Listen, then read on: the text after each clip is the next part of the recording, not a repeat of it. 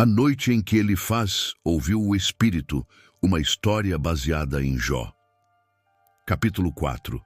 O silêncio pesava sobre o monte de cinzas onde Jó permanecia sentado, seu corpo coberto de chagas, sua dignidade reduzida a destroços. Por 7 dias e 7 noites, seus 3 amigos haviam permanecido ao seu lado, sem pronunciar palavra alguma, testemunhando a magnitude de sua desgraça.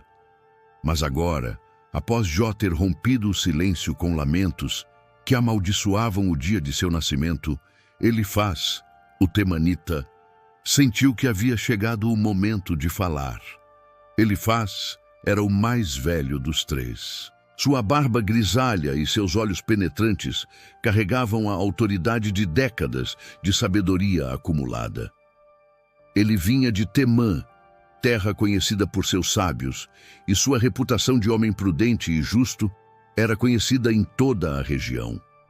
Durante anos, ele mesmo havia recorrido a Jó em busca de conselho, pois Jó era considerado o maior homem do Oriente, um gigante em prosperidade e retidão. Agora, vendo seu amigo reduzido a esta condição miserável, Elifaz lutava internamente. Como poderia começar? Como encontrar palavras para um homem que perdera tudo, 10 filhos em uma única tragédia, toda sua imensa riqueza varrida como areia no deserto e agora sua própria carne se deteriorando sob feridas repugnantes? Elifaz respirou fundo e começou com cautela. Jó, meu amigo, se eu me aventurar a falar contigo, te ofenderás? Mas quem conseguiria conter as palavras que transbordam do coração? Ele fez uma pausa, observando o rosto atormentado de Jó. Precisava ser cuidadoso, porém honesto. Lembras-te, Jó, de quantos homens instruíste, quantas mãos debilitadas fortaleceste com tuas palavras. Quando outros tropeçavam no caminho da vida, tuas palavras os erguiam. Quando joelhos vacilavam sob o peso da adversidade, tu os firmaste com tua sabedoria. Elifaz gesticulava suavemente enquanto falava, suas mãos descrevendo os atos de bondade que ele próprio havia testemunhado Jó realizar. Mas agora, quando a tribulação bate à tua própria porta, te impacientas. Quando o sofrimento te alcança pessoalmente, ficas perturbado e perdes tua compostura. Abner, o mais jovem servo de Elifaz que o acompanhava, notou como as palavras de seu mestre pareciam cortar o ar denso da noite. Ele vira Elifaz preparar este discurso mentalmente durante dias, mas havia algo mais profundo por trás destas palavras. Algo que acontecera algumas noites antes. Elifaz continuou, sua voz ganhando confiança. Não está tua reverência a Deus em tua confiança? A integridade de teus caminhos não é tua esperança? Recorda-te, te suplico, qual inocente jamais pereceu? Onde foram destruídos os justos? Ele deixou a pergunta pairar no ar, sabendo que ela encontraria resistência no coração de Jó. Mas Elifaz acreditava profundamente no que dizia. Sua teologia era clara e simples. Deus recompensa os justos e pune os ímpios. Não havia mistérios inexplicáveis, apenas consequências de ações. Conforme tenho observado ao longo de meus muitos anos, prosseguiu Elifaz, caminhando lentamente ao redor do monte de cinzas, aqueles que lavram iniquidade e semeiam tribulação, isso mesmo colhem. Pelo sopro de Deus perecem, e pela fúria de seu desagrado são consumidos. Bilba e Zofar, os outros 2 amigos, assentiram silenciosamente.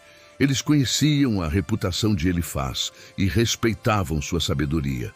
Mas o que eles não sabiam era que Elifaz guardava um segredo, uma experiência que havia selado sua convicção sobre o que estava dizendo a Jó. O rugido do leão feroz pode cessar, disse Elifaz, usando uma metáfora que todos entenderiam. Mesmo o predador mais poderoso, quando privado de presa, perece. Seus filhotes se dispersam, vulneráveis e condenados. Então, Elifaz parou. Seu semblante mudou. O que viria a seguir era algo que ele raramente compartilhava. Uma experiência que o marcara profundamente. Deixa-me te contar algo, Jó. Algo que me foi revelado em circunstâncias extraordinárias. A voz de Elifaz baixou até quase um sussurro, obrigando todos a se inclinarem para ouvir. Há algumas noites, uma palavra me foi transmitida secretamente. Meus ouvidos captaram apenas um sussurro dela, tão sutil que quase duvidei de minha própria percepção. Abner se lembrava daquela noite vividamente. Ele estava dormindo na tenda adjacente quando foi despertado por um grito abafado vindo dos aposentos de Elifaz.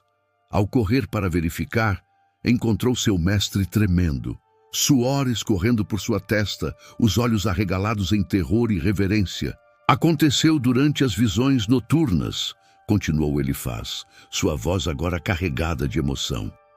Naquele momento profundo da noite, quando o sono mais denso cai sobre os homens, quando a consciência se encontra no limiar entre este mundo e o próximo.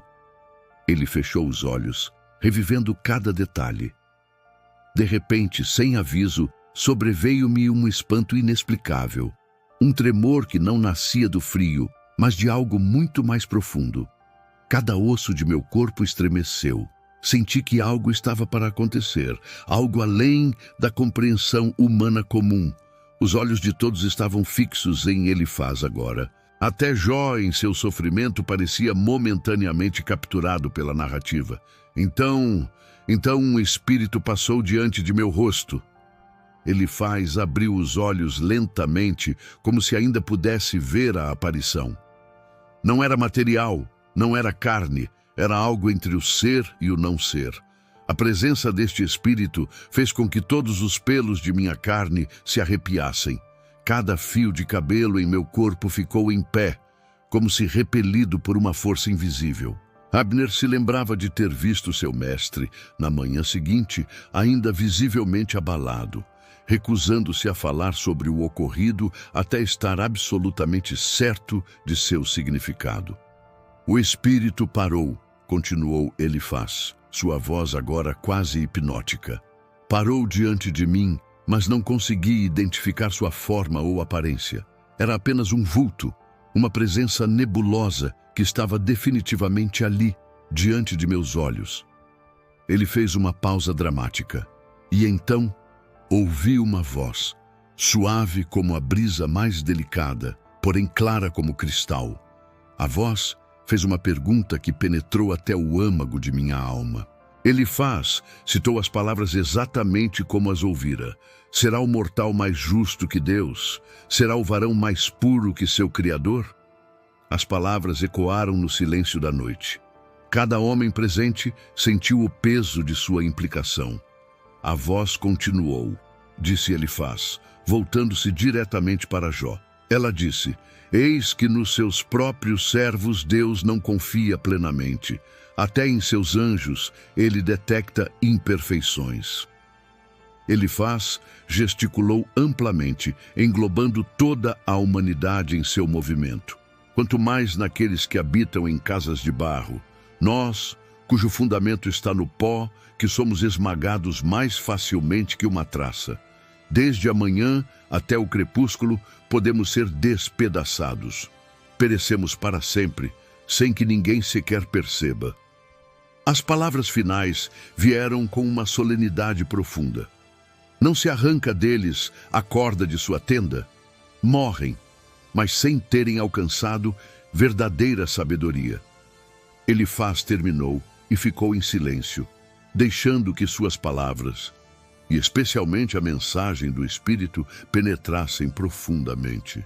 O que Elifaz não percebia, em sua certeza sincera, era que estava aplicando uma verdade universal a uma situação específica de maneira equivocada. Sim, era verdade que nenhum mortal é perfeitamente justo diante de Deus. Sim, a humanidade é frágil e imperfeita. Mas ele estava assumindo que o sofrimento de Jó era consequência direta de pecado oculto, quando na realidade Jó estava no centro de um drama cósmico muito além da compreensão de Elifaz. A visão fora real, o espírito realmente falara, Mas a interpretação de Elifaz, sua aplicação dessa revelação ao caso de Jó, estava fundamentalmente errada.